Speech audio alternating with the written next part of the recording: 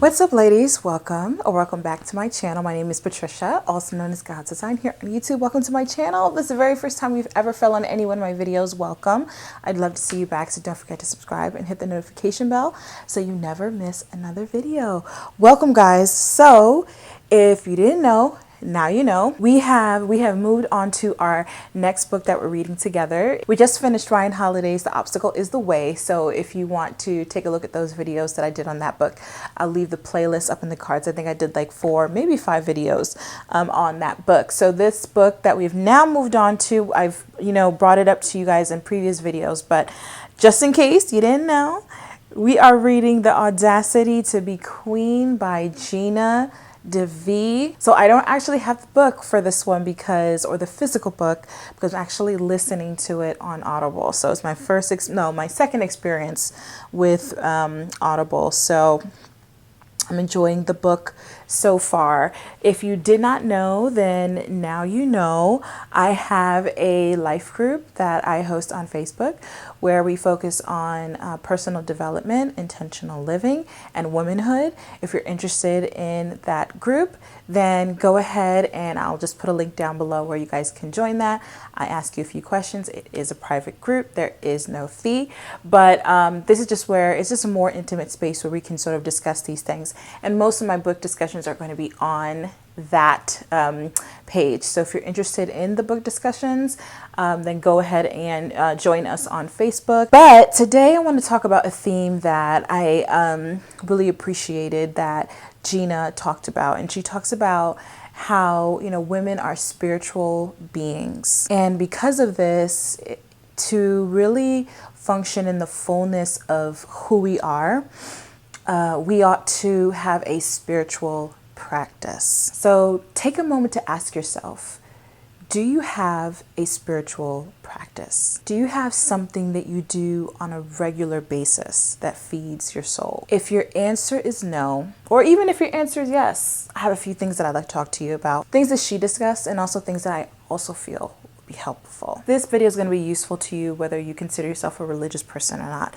Because I'm not talking about religion per se, but I'm just talking about a spiritual practice that will help to feed your soul. I promise you guys, once you implement a spiritual practice, you will see the difference in your day, how it goes. You'll see a difference in your perspective of the day, of your life. You'll see a difference in your mood, how you treat other people, because you're more centered and you're more grounded. So she discusses 4 ways or 4 things that she implemented in her spiritual practice, and we're going to talk about them today. So the first thing is prayer. Oh, do I have my prayer book here to show you guys? Dang it. That's fine. Okay, I'm not going to go and get it, but I did want to suggest a prayer book to you guys that I feel like will be helpful. So the book I wanted to suggest to you, if you have issues with prayer, you don't know how to pray, you don't know how to set up your prayers, is Every Day I Pray by Iyanla Vanzant. I really enjoy the prayers that she has in that book. And so if you have issues with prayer, or it's a very foreign concept to you, then I think that book is very helpful. If you do come from a religious context, then you might understand prayer a little bit better, at least within your context and what it looks like. It's the act really of pouring out your soul, pouring out your heart, making your request made known unto God, your cares of the world, your cares of life, and making those things known to God. And that act is very important, of sort of releasing that energy and that weight off of yourself.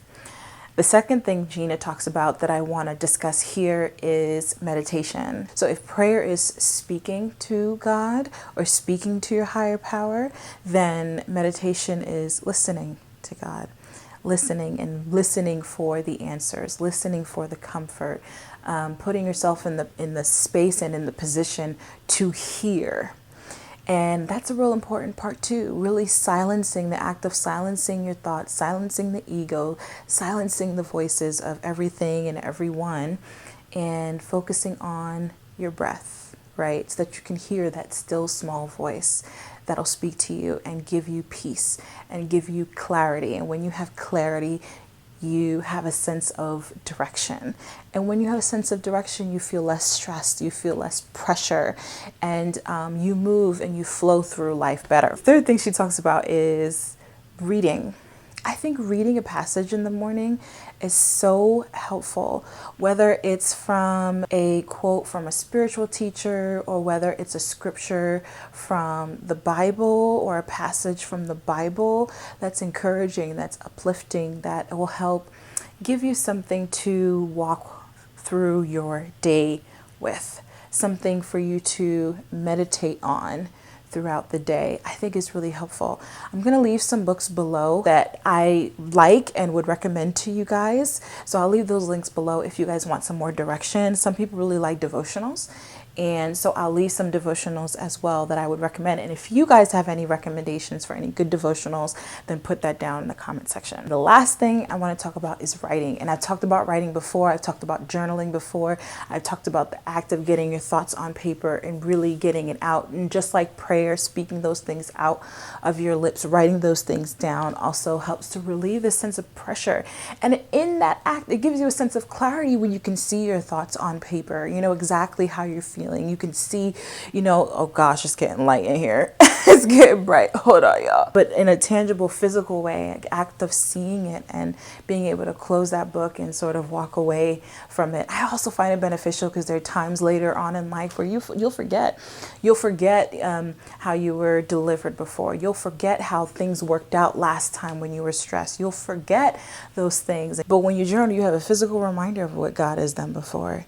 You'll have a physical reminder of where you used to be. And dang, I'm really hard on myself right now, but I'm looking at this journal and I see, where I used to be and how far I've come. So I think journaling is a very important part of spiritual practice. So those are the 4 that she discussed, and I gave sort of my whys to that, and very much in agreement of things that she said as well. And that is prayer, meditation, reading, and writing. She suggests 5 minutes on each.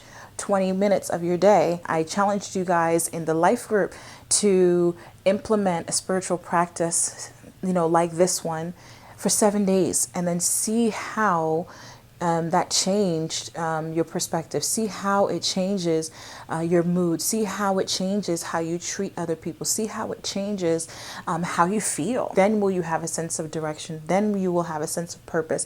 Then you will have some clarity, and then will you have peace. And so that is what I would recommend to you guys. And I think it's a very good chapter where she talks about spirituality. I can't remember what the name of the chapter was called. It's chapter 2, spirituality is your superpower. So yeah, y'all, that's what I had to say about developing a spiritual practice. Hopefully something I said was helpful to you in this video. I love you guys so much. I hope you guys are well and in good spirits whenever it is that this video meets you. And I will see you guys soon with another video. And as always, God bless.